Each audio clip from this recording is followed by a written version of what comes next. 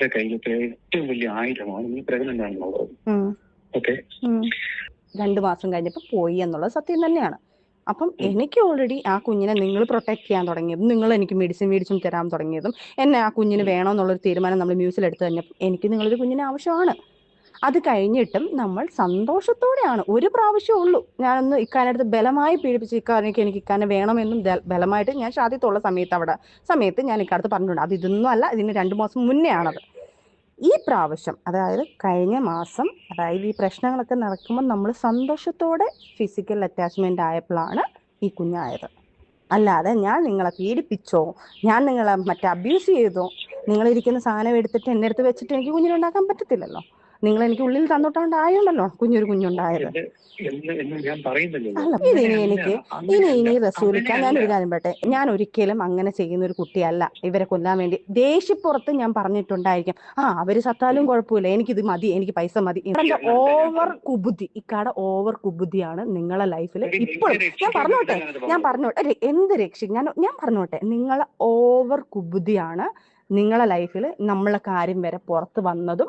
ഇനി എനിക്ക് റസൂലിക്ക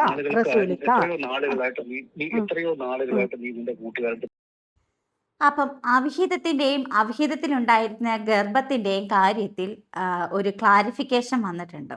എന്തൊക്കെ നാടകങ്ങളായിരുന്നു ഈ സോഷ്യൽ മീഡിയയിൽ അരങ്ങേറിക്കൊണ്ടിരുന്നത്.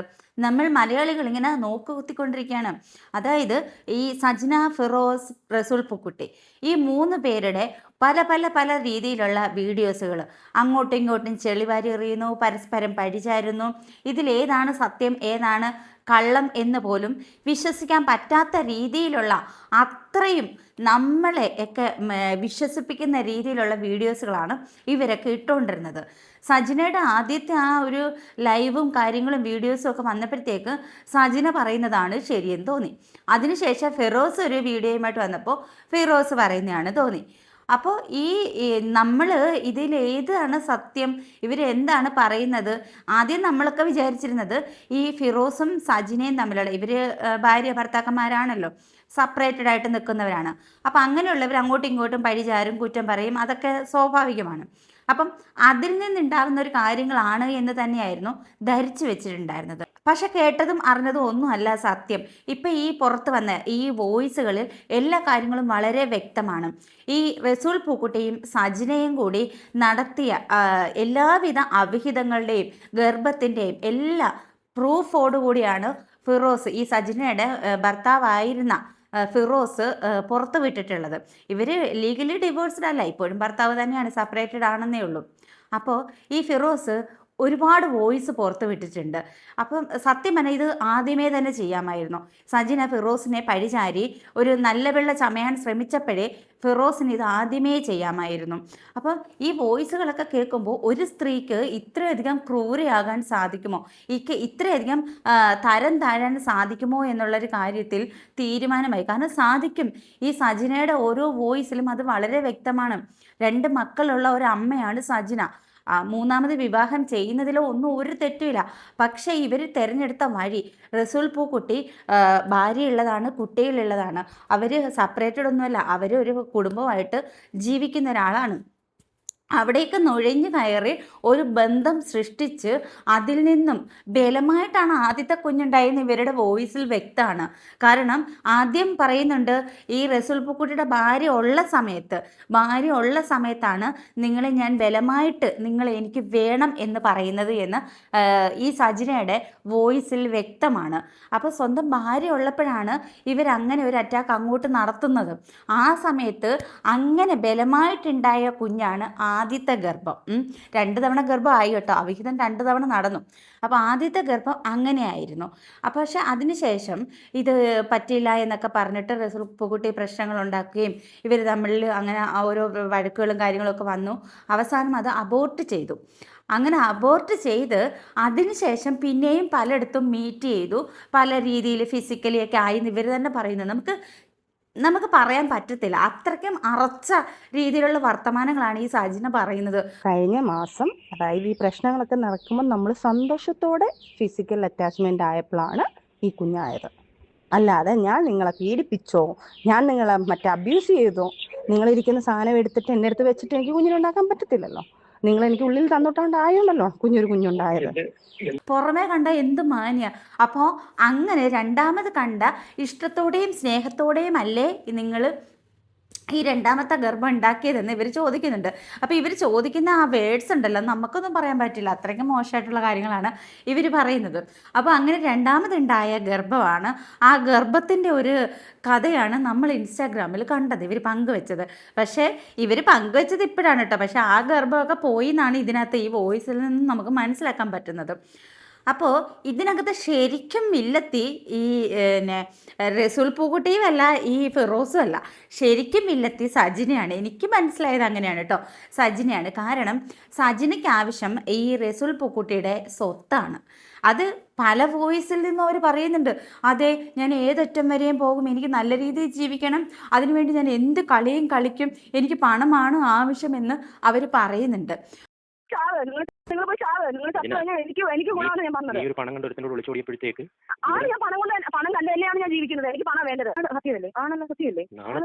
നിൽക്കാനും കഴിഞ്ഞു. നിങ്ങൾ ഞാൻ നോക്കിയോ ഫേസ്ബുക്കിൽ എന്നെയും എന്റെ ഭർത്താവിന്റെ ഫോട്ടോ ഞാൻ ഇടാൻ പോവാ. നീ ഫേസ്ബുക്കിൽ ഇടല്ലേ, നാണം കെട്ടിയും ചാവും കേട്ടോ.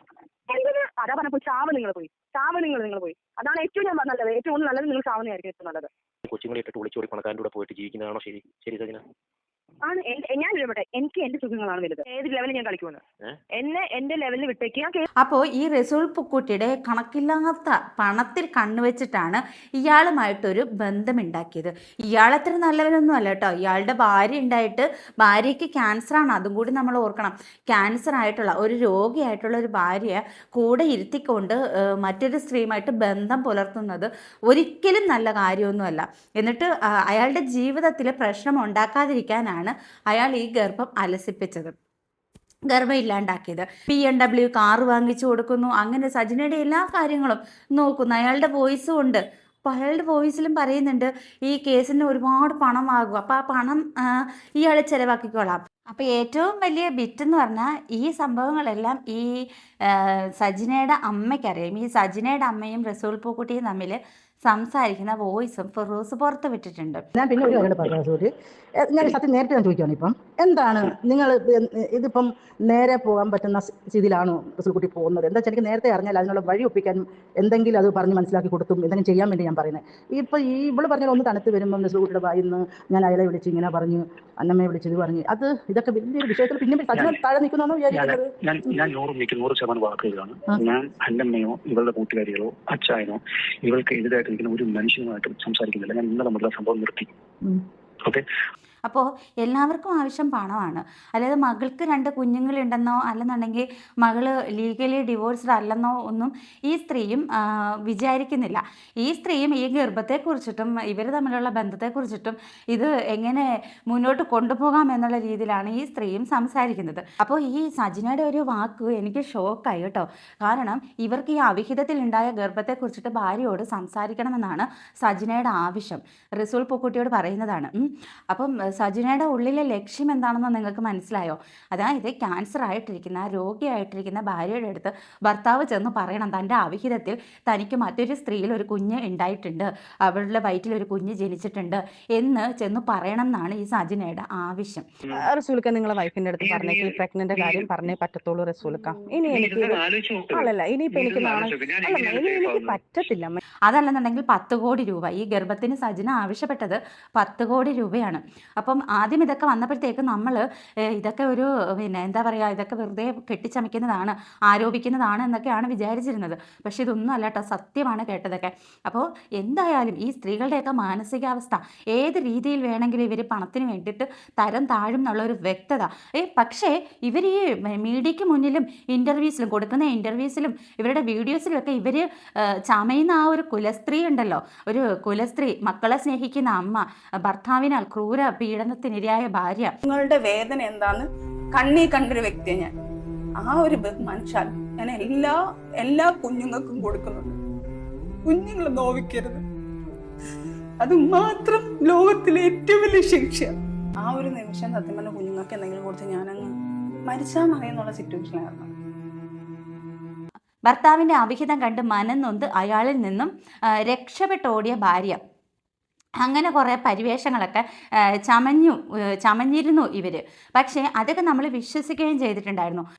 അപ്പം അമ്മാതിരിയുള്ള തള്ളായിരുന്നു ഇവർ വന്ന് തള്ളിക്കൊണ്ടിരുന്നത്. എന്തായാലും എല്ലാ കാര്യങ്ങളും പൊളിച്ചടുക്കി ഫിറോസ് രംഗത്ത് കൊണ്ടുവന്നിട്ടുണ്ട്, വിത്ത് പ്രൂഫോടുകൂടി തന്നെ. അതുപോലെ തന്നെ ഫിറോസ് പരാതിയും കൊടുത്തിട്ടുണ്ട്. അദ്ദേഹത്തിൻ്റെ ജീവന് ആപത്താണ്, അതുകൊണ്ട് തന്നെ അദ്ദേഹത്തിന് എന്തെങ്കിലും വന്നു കഴിഞ്ഞാൽ ഇതിൻ്റെ പിന്നിൽ റസൂൽ പൂക്കുട്ടിയും കുടില തന്ത്രക്കാരിയായിട്ടുള്ള സജിനയുമാണെന്ന് വ്യക്തമായിട്ട് അദ്ദേഹം ആ പരാതിയിൽ പറയുന്നുമുണ്ട്, വീഡിയോയും ചെയ്തിട്ടുണ്ട്. സത്യമാണ്, ഇത്രയധികം ക്രൂരമായി ചിന്തിക്കാൻ കഴിയുന്ന സജിന നിസ്സാരക്കാരിയല്ല. ഒരിക്കലും നിസ്സാരക്കാരിയായിട്ട് നമ്മൾ എഴുതി തള്ളേണ്ട ഒരാളല്ല സജിന, വെറും ഒരു പെണ്ണല്ല സജിന. സജിന കുടില തന്ത്രം മെനയുന്ന ഒരു, ശരിക്കും പറഞ്ഞു കഴിഞ്ഞാൽ സജിനയെ നമ്മൾ സൂക്ഷിക്കണം. ഈ ഫിറോസ് സൂക്ഷിക്കണം സജിനയെ. ഒരു പണത്തിന് വേണ്ടിയിട്ട് മറ്റൊരാളുടെ ജീവിതത്തിൽ കയറി നല്ല വിള ചമഞ്ഞ് ആ ഭാര്യയുടെ മുന്നിൽ ചമഞ്ഞിട്ട് ആ ഭാര്യ ഉള്ള നിമിഷം ഭർത്താവിനെ വേണമെന്നും അയാളുമായിട്ട് ഫിസിക്കലി റിലേഷനിൽ ഏർപ്പെടുകയും അദ്ദേഹത്തിൻ്റെ കുഞ്ഞിനെ ഗർഭം ധരിക്കുകയും എല്ലാം ലക്ഷ്യം പണമായിരുന്നു. അപ്പോൾ അത്രയൊക്കെ ചെയ്യാൻ സാധിക്കുന്ന ഇവർക്ക് ഒരു സാധാരണക്കാരിയായ സ്ത്രീയെ അല്ല. അപ്പോൾ ഇവരെ പേടിക്കണം, ഫിറോസും പേടിക്കണം. ഈ റസൂൽ പൂക്കുട്ടി അയാൾ ശരിക്കും വെള്ളം കുടിക്കുന്നുണ്ട് കേട്ടോ. കാരണം അയാൾ ഇവരുമായിട്ടെടുത്ത ഈ ഒരു ബന്ധം, അയാൾ ഇതിൽ നിന്ന് രക്ഷപ്പെടാൻ ശ്രമിക്കുന്നുണ്ട്. അപ്പോൾ പക്ഷെ അയാൾക്ക് രക്ഷപ്പെടാൻ പറ്റുന്നില്ല. സജിന നല്ല കുരുക്കിലാണ് അയാളെ പെടുത്തിയിട്ടുള്ളത്. കാരണം സജിന ഇൻസ്റ്റാഗ്രാമിൽ പങ്കുവെച്ച ആ ഒരു പോസ്റ്റ്, എനിക്ക് തോന്നുന്നു കുഞ്ഞില്ലാത്ത സമയത്താണ് കുഞ്ഞുണ്ടായി എന്ന് പറഞ്ഞിട്ട് ആ ഒരു പോസ്റ്റ് ഇട്ടിട്ടുള്ളത്. അത് ഈ പണം ലക്ഷ്യം വെച്ചിട്ടുള്ള ഒരു പോസ്റ്റ് തന്നെയായിരുന്നു. അപ്പോൾ എന്തായാലും സജിനയുടെ ഭാഗത്ത് റസൂൽ പൂക്കുട്ടി വന്നതുകൊണ്ട് ആണ്, കോംപ്രമൈസ്ഡ് ആയതുകൊണ്ടാണ് ആ പോസ്റ്റ് പിൻവലിച്ചത്.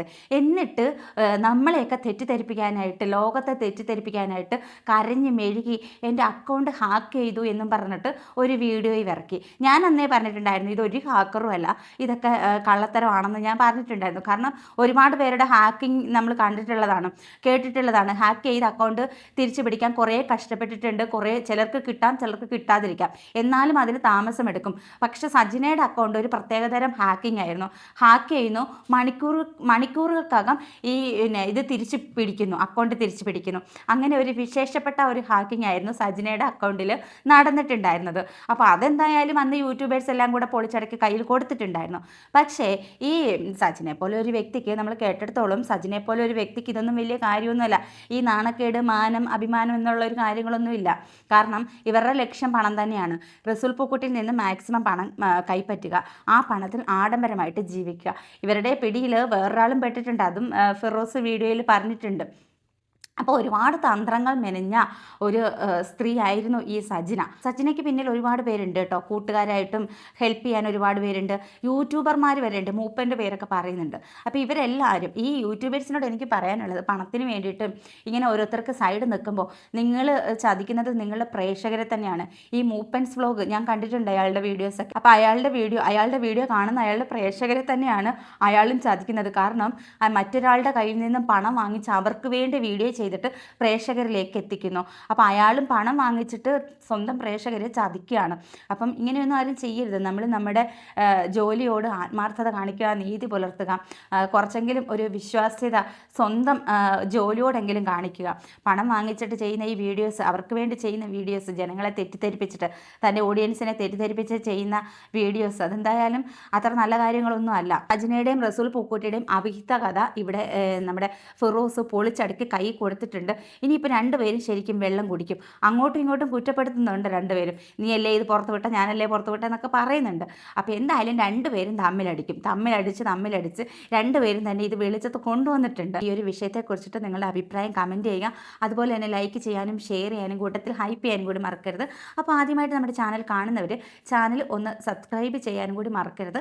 അപ്പോൾ മറ്റൊരു വീഡിയോ ആയിട്ട് വീണ്ടും കാണാം. ടാറ്റാ.